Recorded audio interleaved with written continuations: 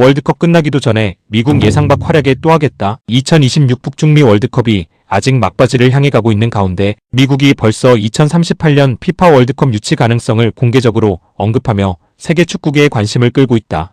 이번 북중미 월드컵은 미국, 캐나다, 멕시코가 공동 개최국이지만 사실상 중심은 미국이었다. 전체 104경기 가운데 무려 78경기가 미국에서 열렸고 준결승과 결승전까지 모두 미국에서 개최됐다. 대회가 진행되는 동안 경기장은 연일만 원을 기록했다. 평균 관중 점유율은 약 99.7%에 달했고 대부분 경기에서 빈자리를 찾기 어려울 정도였다. 피파 역시 이번 대회를 역대 최고 수준의 흥행 사례 가운데 하나로 평가하며 높은 만족감을 나타냈다.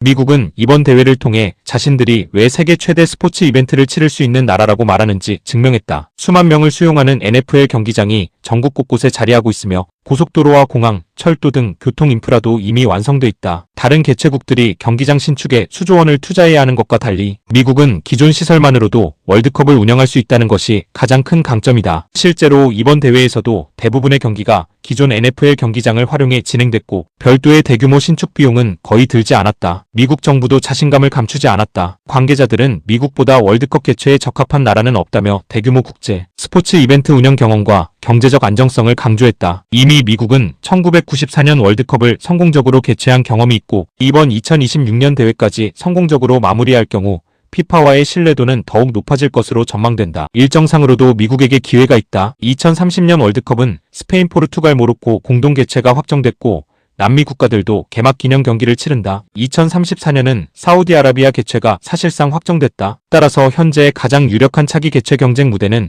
2038년이다. 미국은 이미 이 대회를 목표로 준비를 시작하는 분위기다. 특히 2038년에는 64개국 체제 가능성이 높다. 참가국이 늘어나면 경기 수 역시 지금처럼 100경기를 넘길 가능성이 크다. 하지만 미국은 오히려 이것이 자신들에게 유리하다고 본다. 전국에 분산된 대형 경기장과 도시 인프라를 활용하면 수십 개 도시에서 동시에 경기를 개최할 수 있기 때문이다. 또 미국은 단순히 축구만 보는 나라가 아니다. NFL, NBA, MLB, NHL 등 세계 최고 수준의 프로 스포츠 리그를 운영하며 대규모 이벤트 관리 능력을 꾸준히 보여왔다. 슈퍼볼, 올스타전, 대학 스포츠 결승전 등 수만 명이 몰리는 대회를 매년 안정적으로 개최하는 경험도 피파가 높게 평가하는 요소다. 경제적인 측면에서도 미국은 강력하다. 월드컵 기간 관광 수익과 소비 증가 효과는 수십조 원 규모로 추산되고 있으며 기업 스폰서와 방송권 계약에서도 미국 시장은 압도적인 가치를 가진다. 세계적인 기업들이 몰려있는 만큼 피파 역시 상업적인 측면에서 미국 개최를 선호할 가능성이 높다는 분석도 나온다. 정치적 변수도 거론된다. 일부 해외 언론은 도널드 트럼프 대통령과 피파 회장 잔니 인판티노의 관계를 주목하고 있다.